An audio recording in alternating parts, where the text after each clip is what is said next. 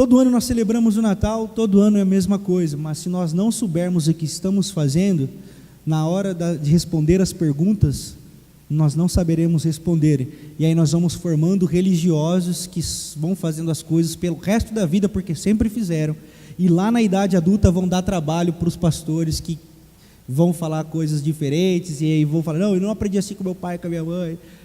E aí a gente vai reproduzindo pequenos religiosos, a gente vai reproduzindo pequenos fariseus, né? Pequenos mestres da lei. Por quê? Porque aprendeu sempre assim na igreja.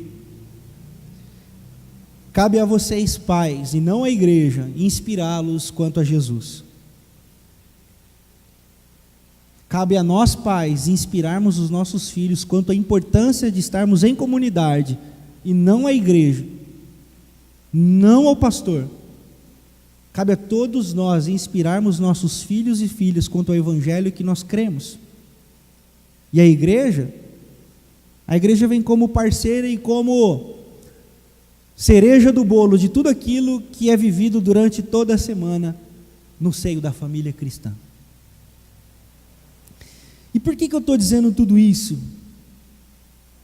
Porque uma gravidez, um filho, muda a nossa história.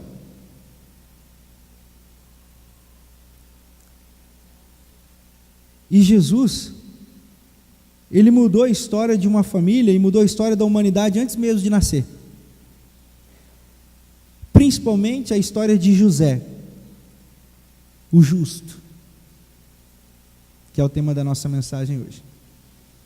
A ressignificação do amor e a ressignificação do Natal nos faz enxergar e nos faz ter uma perspectiva do que nós temos feito e do que nós temos construído e do que nós temos evidenciado com a nossa vida, principalmente para aqueles que estão perto da gente, que são os nossos filhos, que são os nossos cônjuges, que são os nossos familiares mais próximos. A ressignificação do Natal é uma perspectiva à luz de Jesus, que é a maior hermenêutica que nós temos.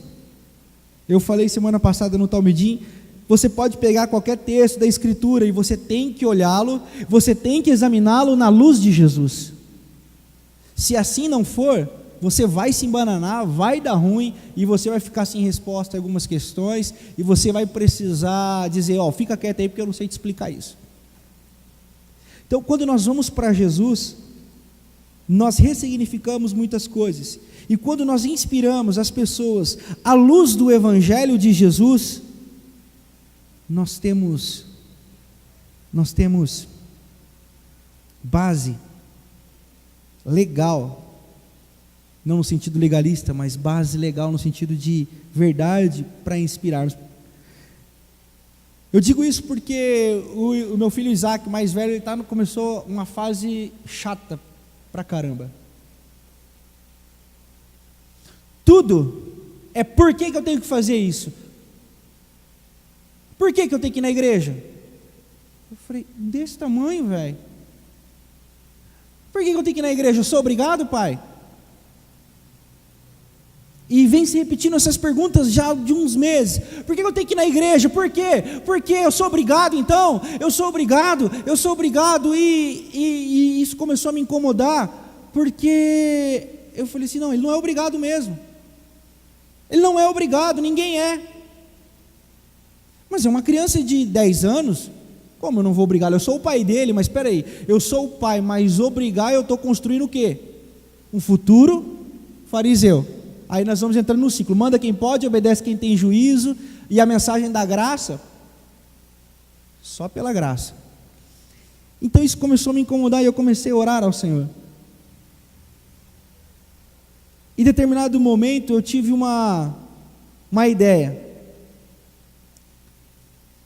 e aí quando eu tive a ideia eu comecei a futucá-lo porque eu estava com uma ideia para a pergunta dele. E aí, o cume da conversa foi a nossa ida no projeto social ali na Vila Santa Maria. Eu falei assim, se troca aí, Isaac e Daniel, se troca aí, vocês vão comigo no projeto social lá. Por quê? Porque vocês precisam aprender a ser solidários. Aí, qual foi a pergunta? Eu sou obrigado? Eu falei, você não é obrigado. Aí eu cresci, né? Lógico que você não é obrigado, mas responda para mim uma pergunta, você conhece a Jesus? Ele falou assim, conheço.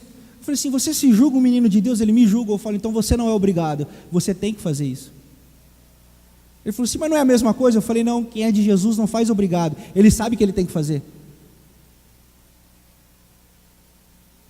Porque Jesus, meu filho, porque ser de Jesus é ser solidário, ser de Jesus é ter uma ânsia, um anseio, ele, o que é anseio? Eu falei, então, é um desejo, de estar em comunhão, de estar com os irmãos, de estar com os amigos, não porque é obrigado, mas é porque sabe que isso faz parte. Eu falei, vocês viram aquele monte de gente que vai lá na igreja? Eles falaram, eu sei, então aquelas pessoas vão para ouvir o papai falar, para aprender a ser como Jesus, para aprender a fazer as coisas que Jesus quer que eles façam. E o papai não vai obrigado, o papai vai porque tem prazer em ensinar e falar. Só que o que eu estou dizendo para vocês é para que vocês não cresçam dizendo assim, meu pai falava uma coisa e fazia outra. Vocês não são obrigados, nenhum de vocês. Mas sermão, aquele sermão de carro, sabe? Sabe aquele sermão que você vai dando no carro, você vai olhando para trás aqui, tá? Vocês sabem o que eu estou dizendo, né? Então ninguém é obrigado, mas se vocês se dizem de Jesus, se vocês se dizem meninos que querem a Deus, isso tem que estar dentro de vocês, e não serem obrigados, porque ir na igreja por obrigação, queridos, isso é religioso. Aí eu falo, aí ele fala, pai, o que é religioso? É aquilo lá que a gente já conversou, que eles ficam perguntando para mim, todo pastor que aparece na televisão, pastor, o pai, esse é religioso ou não é? Eu falo, das televisão todos é religioso, só não do YouTube. Aí no YouTube eu coloco os caras bons, né? Então, pai, esse é religioso? Não, esse não. Qual que é o critério? O meu.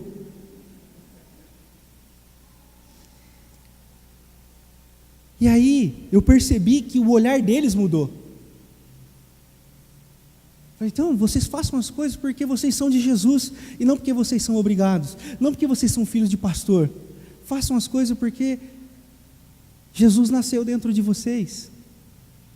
E quando Jesus nasce dentro da gente, nós nos tornamos solidários, e nós nos tornamos igreja de Jesus, e não existe igreja solitária, e não existe crente em Jesus que não é solidário.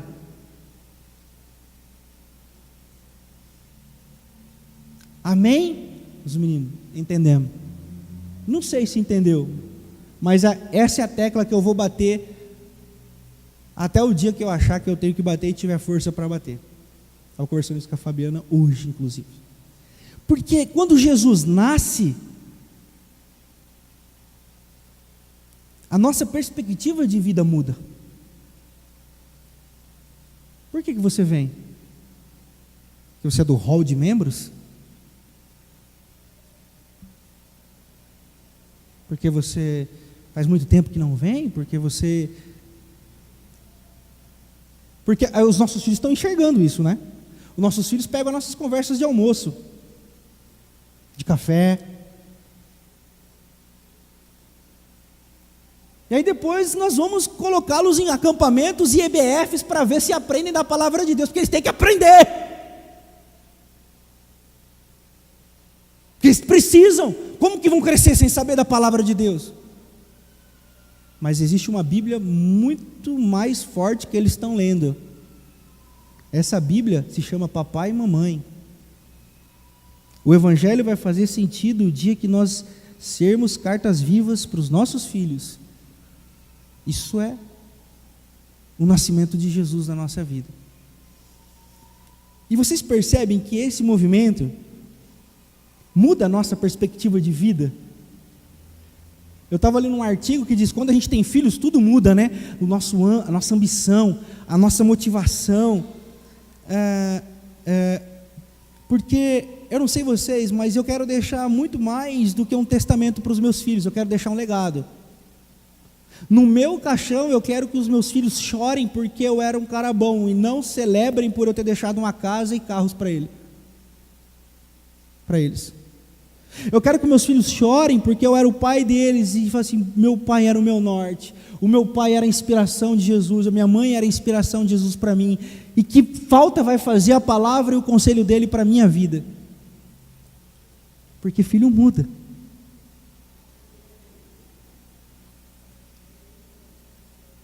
E depois dessa introdução, eu convido você a abrir comigo a sua Bíblia no Evangelho de Mateus, no capítulo 1, para nós vermos como uma criança muda a perspectiva de vida.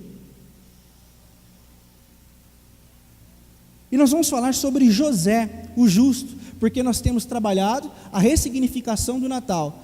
No primeiro sermão, na primeira parte da série, eu falei sobre o nascimento de Jesus. Eu falei sobre a importância de nós sabermos que Jesus não nasceu numa gruta. Eu falei sobre a importância de sabermos que Jesus não nasceu num palácio, que o nascimento de Jesus não foi miraculoso, foi simples, cotidiano, foi como no cotidiano dos camponeses, das famílias judaicas humildes e pobres. Expliquei tudo isso. Para quem não veio, está no YouTube lá, é só assistir. Porque hoje nós vamos trabalhar um outro aspecto intrigante do nascimento de Jesus. Se quando ele nasceu numa casa simples, humilde, envolto de panos, como um camponês sem mérito, camponês sem glórias, na gravidez de Jesus, nós vemos histórias sendo mudadas, e é isso que Jesus faz com a gente, Ele muda a nossa história. É por isso que eu estou dando esse exemplo dos filhos, porque Jesus muda a nossa história. Olha o que diz aí o texto. Foi assim o nascimento de Jesus Cristo. Maria, sua mãe, estava prometida em casamento a José, mas antes que se unissem, achou-se grávida pelo Espírito Santo. Por ser José, seu marido, um homem justo, e não querendo expô-la à desonra pública, pretendia anular o casamento secretamente. Mas depois de ter pensado nisso, apareceu-lhe um anjo do Senhor em sonho e disse: José, filho de Davi, não tema receber Maria como sua esposa, pois o que nela foi gerado procede do Espírito Santo. Ela dará luz a um filho, e você deverá dar-lhe o nome de Jesus, porque ele salvará o seu povo dos seus pecados. Tudo isso aconteceu para que se cumprisse o que o Senhor dissera pelo profeta: a virgem ficará grávida e dará luz a um filho, e o chamarão Emanuel, que significa Deus conosco. Ao acordar, José fez o que o anjo do Senhor lhe tinha ordenado e recebeu Maria como sua esposa, mas não teve relações com ela enquanto ela não deu à luz um filho. E ele lhe pôs o nome de Jesus. Nós vamos ler até aqui. Que o Senhor nos dê a sua palavra essa noite em nome de Jesus, queridos. Que o Senhor nos inspire quanto a sua palavra para os nossos corações. Amém. José era um homem justo. A Bíblia aqui aponta José como um homem justo. Para nós é muito fácil chamarmos José de justo, porque ele não expôs Maria. Mas nós precisamos entender algumas coisas. Lá em Deuteronômio, capítulo 22, versículos de número 23 e 24, está escrito assim: a mulher que fora prometida em casamento, que for pega em adultério, ou que adulterar, deverá ser levada à porta da cidade, ela e o homem, e devem ser apedrejados até a morte. Aí façam as contas comigo. José tem casamento marcado com Maria, ou seja, não eram casados ainda, eram noivos, e Maria engravida, e ela vem com um papo, é do Espírito Santo. Para um judeu, para uma comunidade judaica, que Espírito Santo? Até hoje os judeus não acreditam no Espírito Santo. Imagina naquela época. Justo, correto, reto, do bem, digno, honroso seria José pegar Maria e dizer assim: ó, está grávida, e não é meu. Esse era o caminho justo. Era isso que estava escrito na lei, era isso que estava escrito na Bíblia, era isso que pedia a lei de Moisés. A justiça era o quê? A lei diz para apedrejar aquela que for adúltera. Mas a Bíblia diz que José foi justo por outro motivo. O motivo da Bíblia narrar José como um homem justo é: José não quis expor Maria. E esse sentimento de José é tão forte, você pode ler lá depois em Lucas, no capítulo 2, você vai ver que o imperador, ele faz o recenseamento dos judeus, e Davi, como você leu nesse texto aqui, José era descendente de Davi. Então quem deveria ir até Belém era José. Maria não precisava ir.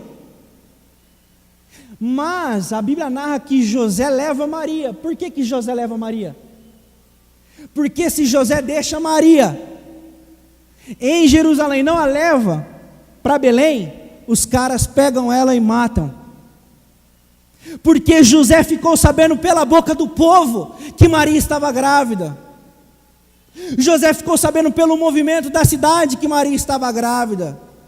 José ficou sabendo de uma maneira desonrosa para um homem que ela estava grávida. Para a sociedade da época, ela era uma pecadora, ela era uma fraude. Mas José, a Bíblia narra que foi um homem justo. Justo por quê? Se ele não fez o que estava escrito na Bíblia. Justo por quê? Se ele não cumpriu o que estava escrito. Por que José é tido como homem justo?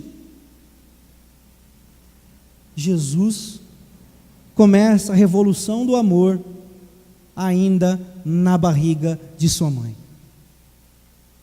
A revolução do amor, a ressignificação do amor, a ressignificação da compreensão da vida, a ressignificação do valor da vida.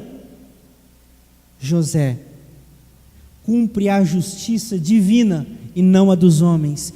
José cumpre a justiça de Deus, a justiça da perspectiva de Jesus o Cristo, que é uma justiça da vida. E o que é a justiça da vida? A justiça da vida é o acolhimento ao oprimido, o acolhimento ao indefeso, o acolhimento ao que vai morrer, porque Deus é o Deus da vida. Por que José foi justo? Porque José amou a vida. Por que o nosso Salvador nasceu? Porque José amou a vida. Porque Jesus não foi morto ainda no ventre de Maria? Porque José amou a vida.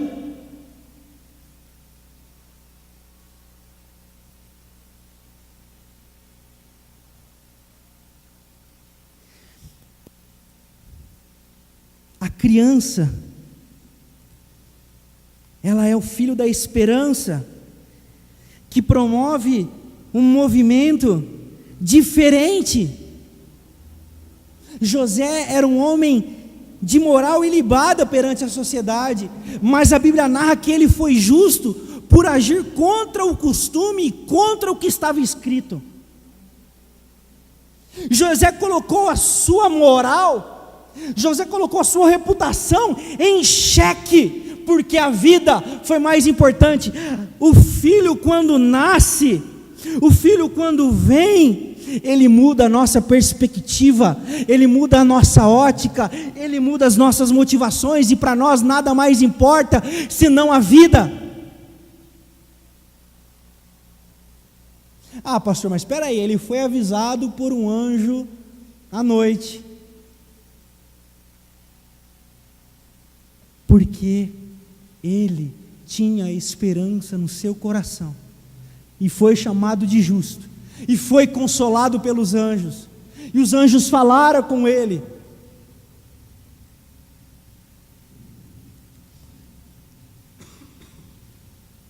José poderia pensar muitas maneiras de como não receber Maria.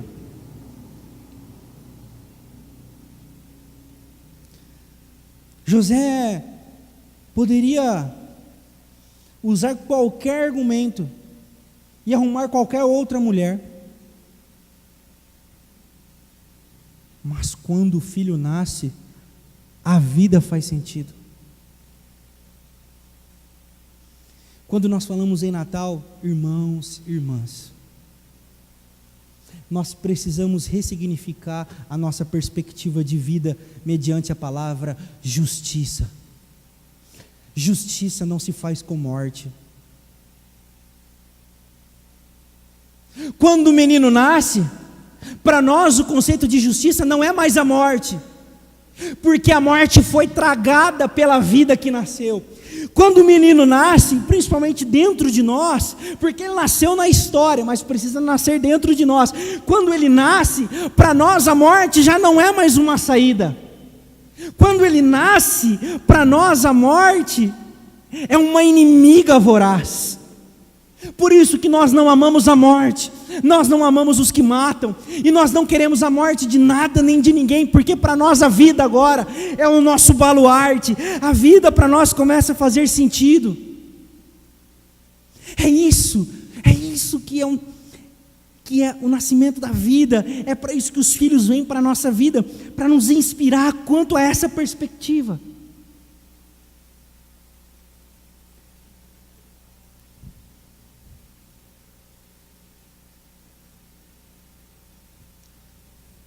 A lei, eu vou usar uma palavra contextualizada para você me compreender. A Bíblia dizia mata, a Bíblia dizia acabou, e José diz assim: não, a vida vale mais. Poderíamos dizer que José não seguiu o que estava na Bíblia. Podemos. Porque tudo que nós compreendermos da Bíblia, que não tem nada a ver com a vida, você pode dar o nome que você quiser, doutrina, ensinamento, teologia, poema, o que você quiser, mas do que Jesus chama de boa nova não é. Tudo aquilo que você lê das Sagradas Escrituras, que não tem a ver com compaixão, com misericórdia, com socorro, com acolhimento, com solidariedade, com fraternidade, tudo que você lê da Sagrada Escritura que não tem a ver com esse movimento, que é o movimento de Jesus, você pode chamar de qualquer outra coisa, mas não de boa nova. E esse é o nosso chamado para os tempos atuais. Nós vivemos tempos em que as pessoas usam isso aqui para matar. Nós vivemos tempos em que as pessoas pegam isso aqui e posicionam assim, ó.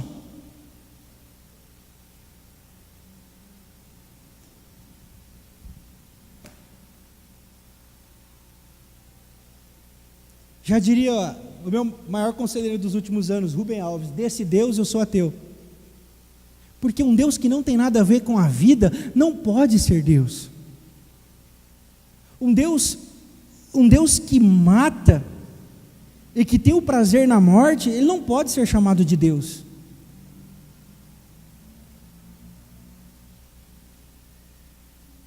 É por isso que José foi chamado de justo, porque ele ressignificou a aplicação da justiça, promovendo a vida, promovendo a esperança de que o filho nascesse.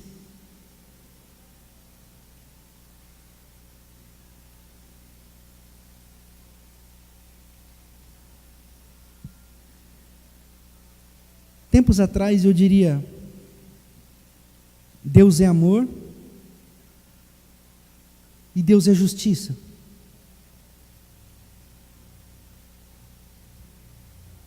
E o contexto dessas palavras que eu diria era: Deus é amor, mas Ele pune. Deus é amor, mas Ele pune. Depois eu diria: Deus é amor, não é justiça. Porque não está escrito isso na Bíblia. E é verdade, não está. Hoje, eu aprendi a ressignificar. Deus é amor e é justiça. Porque Deus é amor e porque Ele é amor, Ele aplica a justiça como aplicou José. Ele acolhe o que sofre, Ele abraça o rejeitado, Ele proporciona a vida. Essa é a justiça de Deus. Se Jesus, Ele proporcionou a justiça entre Deus e os homens, levando-se à morte, promovendo a vida, fato é que a morte de Jesus é única e suficiente, então a morte de ninguém mais é necessária, amém? Porque a dele é suficiente, para que todo aquele que nele acreditar tenha vida, e não mais morra, e não mais pereça.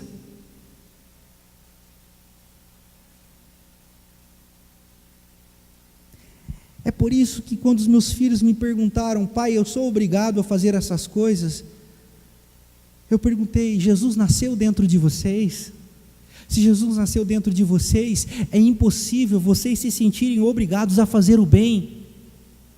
Vocês vão fazer o bem porque se Jesus nasceu, o bem é intrínseco. Essa é a justiça que emana do Espírito de Jesus. Essa é a justiça, irmãos, que não se conformam com as pessoas passando fome, que não se conformam com as pessoas sendo abusadas, que não se conformam com mulheres sendo agredidas, que não se conformam com pessoas passando necessidade. Se o Espírito de Jesus nasceu em mim, Ele, que sendo o Salvador do mundo, nasceu numa casa pobre, que foi visto pela primeira vez profeticamente pelos pastores, profissão amaldiçoada no primeiro século, como pobres e despejáveis. É impossível que essa mensagem não flua dentro de mim como um rio. É impossível que essa mensagem de justiça não brote em meu coração. É impossível que o meu coração não sangre ao ver as injustiças. É impossível que o meu coração não sangre eu ver a morte diante dos meus olhos. É impossível que o meu coração não doa. É impossível que eu não me comova. É impossível que eu não me movimente. É impossível que eu não me doe. Porque Ele nasceu dentro de mim, e dentro de mim brota esse rio perene, como diz o profeta Amós, que dentro de vocês corra um rio perene de justiça. E o que é o rio perene de justiça? São águas mansas que vão levando refrigério pelos campos secos. Campos secos simboliza escravidão, campo seco simboliza escassez, campo seco simboliza opressão. E o rio perene, que é o rio de Deus, é o rio que vem trazendo águas tranquilas, levando vida por onde passa. E o que é vida? E o que é vida se não a libertação de toda opressão? O que é a vida se não é a libertação de toda forma de agressão à vida humana? O que é vida se não isso, meus irmãos? O que é vida se não isso?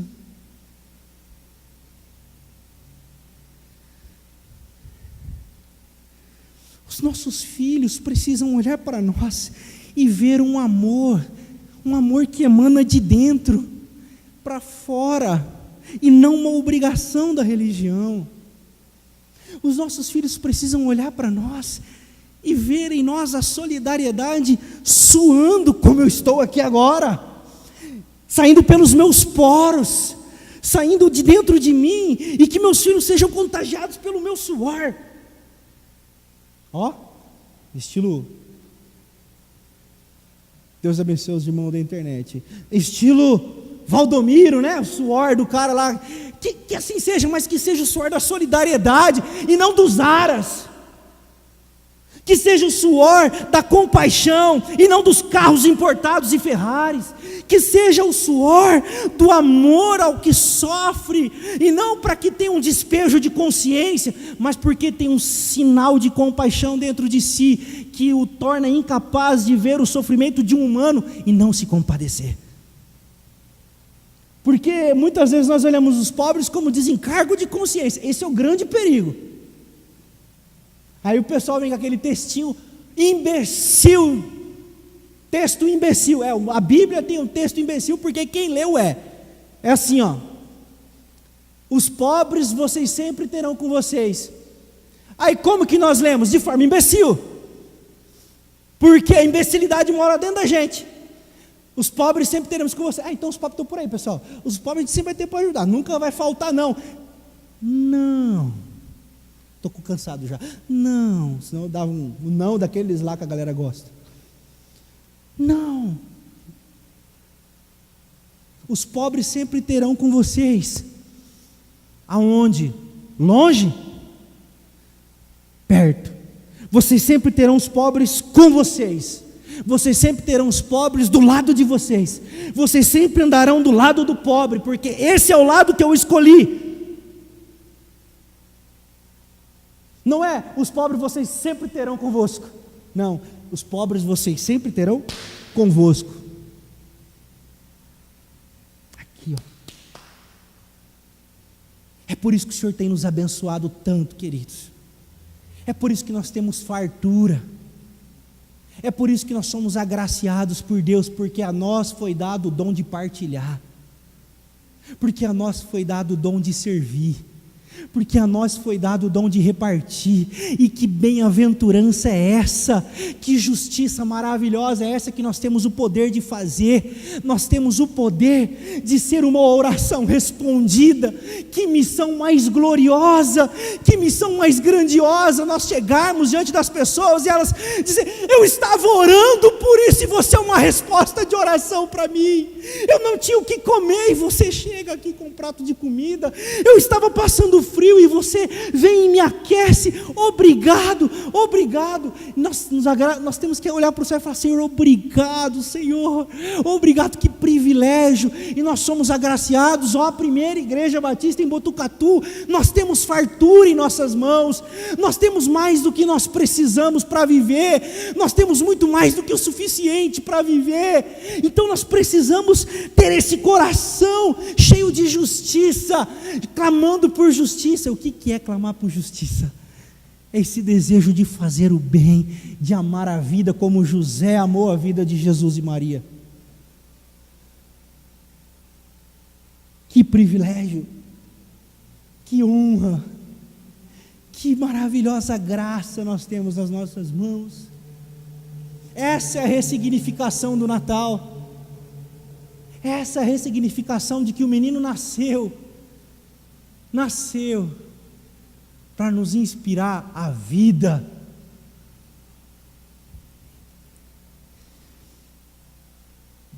Nós estamos no movimento de... Está calor, né, irmãos? Eu estou suando. Eu nunca suei tanto assim na minha vida aqui, não. Olha, rapaz, amém. Ainda bem que eu estou treinando, irmãos. Estou em forma, hein? Estou treinando, vamos marcar um racha aí que eu estou firme, hein? Um abraço para o Fernando do CrossFit. Nós precisamos permitir que Ele nasça dentro de nós, que Ele brote de dentro de nós e nos coloque diante dessa possibilidade.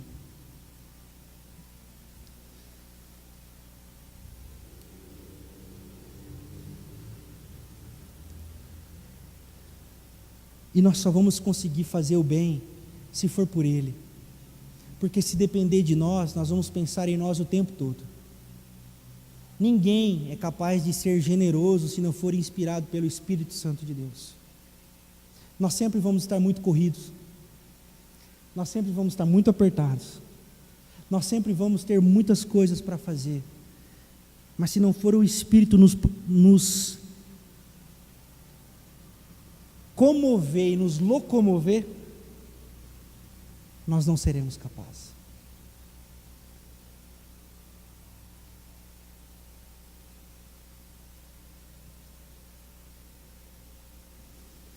Nós estamos eu estava falando isso, né, antes de eu falar que eu estava suando, né, agora eu lembrei. Nós estamos num movimento de final de ano aí, e aí você abre, é verdade, eu abro o Facebook, tá, campanha solidária, campanha de não sei o que lá, aí distribui cesta básica. Aí, no Natal, é como no texto que nós fizemos o vídeo aqui, né, a nossa espiritualidade está mais aguçada. E aí, janeiro já acaba tudo. Fevereiro, então, nem se fala. Aí, Páscoa, a gente já dá uma lembrada. A ideia é que isso seja a nossa identidade como cristãos. Porque a nossa leitura do Evangelho aqui na primeira igreja batista em Botucatu é que Deus tem a ver com pessoas, porque pessoas têm a ver com Deus. Então, tudo que envolve pessoas tem a ver com Deus. Pouco importa para nós se o trabalho é da Assembleia, é da Presbiteriana, é da Metodista, é do Centro Espírita do Allan Kardec. Não tem. Joana de Ângeles. Para mim, para nós, não, pessoas, vida, ser humano, dignidade é o que faz sentido. Às vezes nós queremos ser tão justos, e aqui eu vou fazer uso de uma experiência da Fabiana. A Fabiana estava fazendo a unha certa vez aí na cidade. E uma irmã, e sem vergonha, sem medo de dizer, da igreja presbiteriana, falou assim: como é que é na igreja de vocês? A Fabiana falou assim: então, na nossa igreja lá, funciona assim. Ela falou assim: então, mas a igreja de vocês não lê a Bíblia. A moça falou para a Fabiana. A Fabiana falou: se a gente lê ou não lê, eu não sei, mas a gente lê de um jeito aqui que a gente vive isso aqui. Não, mas então a igreja de vocês não é bíblica. A igreja de vocês não tem presbitério? Não, não tem. Então vocês não lêem a Bíblia? Então vocês são o quê? Vocês são uma seita.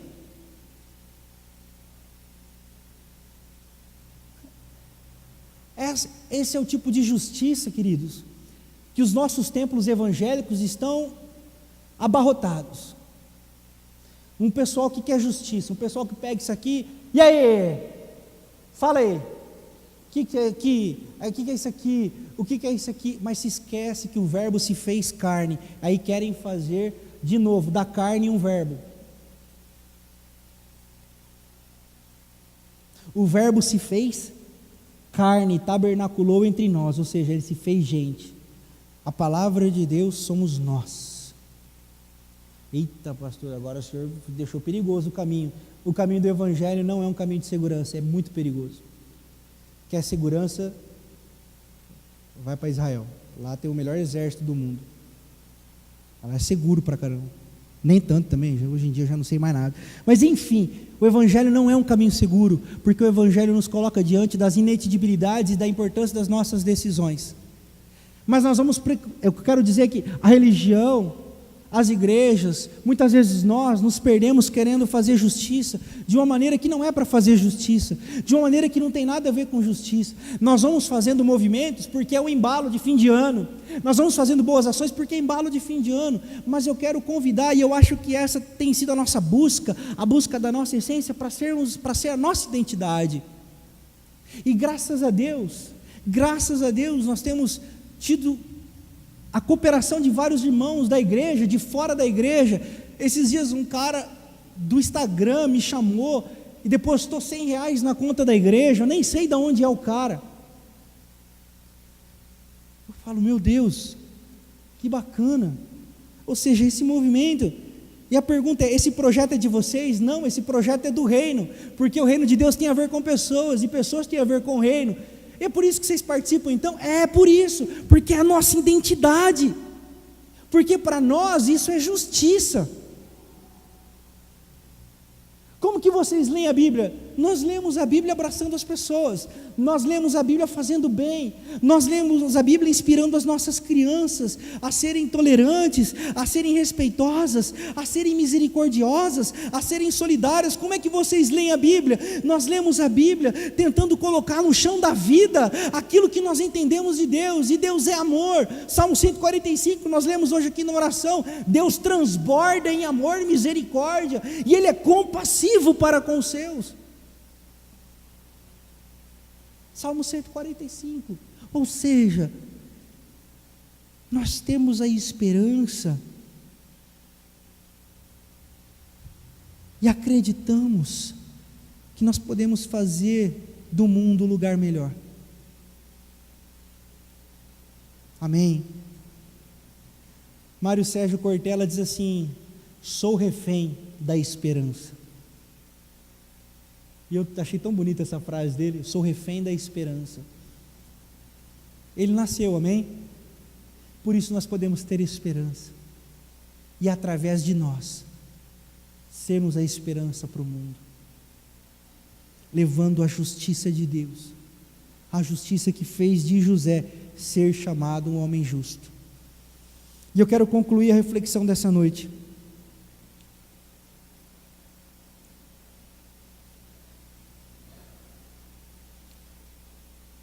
dizendo para você e convidando a ter esperança no seu coração, que o Natal, esses dias natalinos, sejam uma inspiração para você, sejam um movimento de Deus para você, para que você se encontre com você mesmo e procure se encontrar com aqueles que precisam se encontrar com Deus. E enquanto nós cantamos essa canção, que seja a sua oração: Senhor, precisamos de dias melhores. Nós precisamos ser melhores no amor, melhores na dor, melhores em tudo. Que aonde nós formos, nós possamos ser essas pessoas melhores, levando essa justiça e fazendo o mundo acreditar que existem pessoas boas aí, de que Deus é real. Pequenas ações, pequenas atitudes. Seja uma pessoa melhor, meu irmão, minha irmã. Deixe o Natal inspirar você, marcar a sua vida para um novo tempo, dias melhores na sua vida. Eu quero convidar você a se colocar de pé, enquanto nós cantamos essa canção, que ela seja inspiradora para você, que ela seja motivadora para você, que ela te coloque para cima, que você abrace mais, que você sirva mais, que você converse mais com seus filhos, mais com seus pais, mais com as pessoas que estão à sua volta. Isso é justiça. Que Deus nos abençoe, que Ele nasça dentro de nós, nasça na nossa história, nasça na nossa casa, na nossa família, na nossa alma. Amém.